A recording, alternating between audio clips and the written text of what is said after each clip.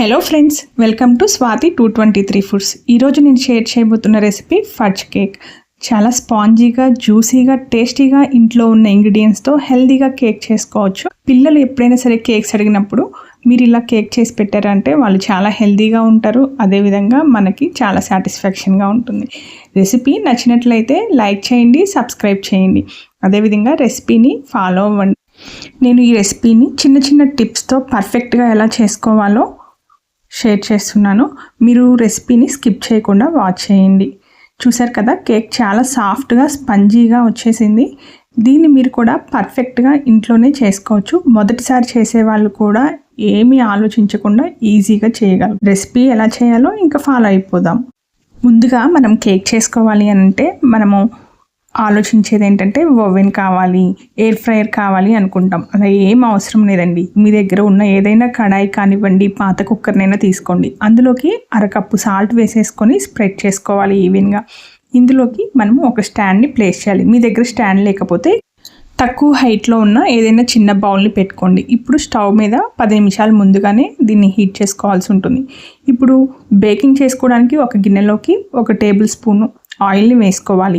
మనం ఆయిల్తో గ్రీస్ చేసేసుకొని బటర్ పేపర్ వేసుకుంటే మనం కేక్ పైన ఉన్న బటర్ పేపర్ లేయర్ చాలా ఈజీగా వచ్చేస్తుంది. ఆయిల్ వేసిన తర్వాత ఇలా బటర్ పేపర్ని పెట్టేసేయండి. బటర్ పేపర్ అంచుల దగ్గర ఫోల్డ్ చేసుకోండి. మీ దగ్గర బటర్ పేపర్ లేకపోతే కనుక ఆయిల్ని స్ప్రెడ్ చేసేసిన తర్వాత కొంచెం పిండిని వేసేసుకొని మొత్తం ఈవెన్గా స్ప్రెడ్ చేసుకోండి. మైదా పిండి అయినా వేసుకోవచ్చు, గోధుమ పిండి అయినా వేసుకోవచ్చు. ఇలా మొత్తం స్ప్రెడ్ చేసేసుకొని బౌల్ని పక్కన పెట్టేసుకోండి. ఇప్పుడు బీట్రూట్ని, క్యారెట్ని నేను ఈ రెసిపీకి వాడుతున్నాను. బీట్రూట్ 50 గ్రాములు, క్యారెట్ 50 గ్రాములు. నేను యాక్చువల్గా 75 గ్రామ్స్ ఉన్న బీట్రూట్ని తీసుకున్నాను. అందులో హాఫ్ తీసేసి ఇలా గ్రేట్ చేసేసుకున్నాను.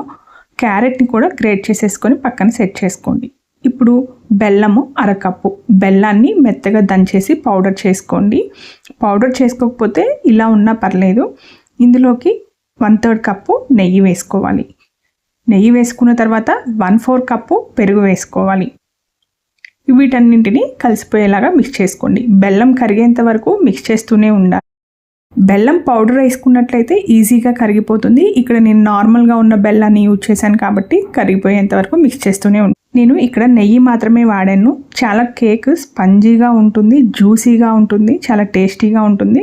రెసిపీని స్కిప్ చేయకుండా వాచ్ చేయండి. ఇప్పుడు గ్రేట్ చేసేసుకున్న క్యారెట్ని, బీట్రూట్ని ఇదే బౌల్లోకి వేసుకోవాలి. క్యారెట్, బీట్రూట్ వేసుకున్న తర్వాత మనము రూమ్ టెంపరేచర్లో ఉన్న పాలని ఇక్కడ వాడుకోవాలి. పాలు 1/4 కప్పు మిక్సీ జార్లోకి వేసేసుకొని మొత్తము, ఆ తర్వాత పాలు వేసేసుకొని ఇలా స్మూత్గా పేస్ట్ లాగా గ్రైండ్ చేసేసుకోండి. గ్రైండ్ చేసుకున్న దానిలోకి వెనిలా ఎసెన్స్ 1 టీ స్పూన్ వేసుకోవాలి. వెనిలా ఎసెన్స్ 1 టీ స్పూన్ వేసుకున్న తర్వాత మిక్స్ చేసుకోండి.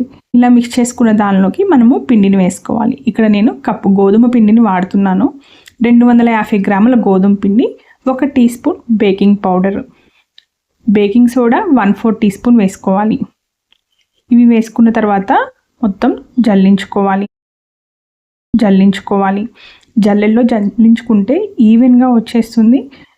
మనము మిక్స్ చేసుకునేటప్పుడు ఈజీగా కూడా కరిగిపోతుంది. ఇలా మొత్తం ఇంగ్రీడియంట్స్ కలిసిపోయేంత వరకు మిక్స్ చేస్తూనే ఉండండి. రెసిపీ ఇక్కడితో బ్యాటర్ ప్రిపేర్ అయిపోతుంది అనుకొని వీడియోని స్కిప్ చేస్తే మీ రెసిపీ ఫ్లాప్ అయిపోయినట్లే. ఇలా మొత్తం మిక్స్ చేసుకున్న తర్వాత స్మూత్గా అవుతుంది, కొంచెం బ్యాటర్ టైట్గా అవుతుంది. ఆ టైంలో ఇంకొక 1/4 కప్పు పాలు వేసుకోవాలి. పాలు వేసుకొని మొత్తం మిక్స్ అయ్యేలాగా మిక్స్ చేసుకోండి. పాలని కొద్దిగా వేసుకుంటూ మిక్స్ చేసుకోవాలి. 1/4 కప్పు పాలు కొంచెం కొంచెంగా వేసుకొని మిక్స్ చేసుకోండి. సరే కదా, ఇలా స్మూత్ బ్యాటర్ లాగా అవుతుంది.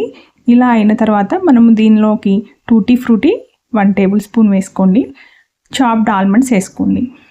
ఆల్మండ్స్ కూడా మీకు ఇష్టమైనన్ని వేసుకోవచ్చు. డ్రై ఫ్రూట్స్ ఏవైనా సరే మీకు ఇష్టమైనవన్నీ వేసుకొని బేక్ చేసుకోవచ్చు. ఇప్పుడు మనం ఆల్రెడీ ప్రిపేర్ చేసి పెట్టుకున్న బేకింగ్ బౌల్లోకి ఈ బ్యాటర్ మొత్తం వేసేసుకొని ట్యాప్ చేసుకోవాలి. ట్యాప్ చేసేటప్పుడు మనము ఈవెన్గా ట్యాప్ చేసుకోవాలి. ఇందులోకి పైన లేయర్కి ఇంకొంచెం డ్రై ఫ్రూట్స్ వేసేసుకొని మనము బేక్ చేసుకోవాలి. నేను ఇక్కడ బేకింగ్ స్టవ్ మీదే మీడియం ఫ్లేమ్లో 40 నిమిషాల వరకు బేక్ చేశాను. మీడియం ఫ్లేమ్లో ఉంచండి. ఫ్లేమ్ ఎప్పుడైనా సరే స్విమ్ టు హై అలా పెట్టేస్తే కేక్ స్పాయిల్ అయిపోతుంది. కంటిన్యూస్గా మీడియం ఫ్లేమ్లో ఉంచేసి కుక్ చేయండి. 40 మినిట్స్లో మీకు రెడీ అయిపోతుంది. కేక్ని చల్లారిన తర్వాత మాత్రమే తీయాలి. చల్లారిన తర్వాత లేయర్ని ఇలా తీసేసి కట్ చేసుకొని పీసెస్గా సర్వ్ చేసుకోవాలి.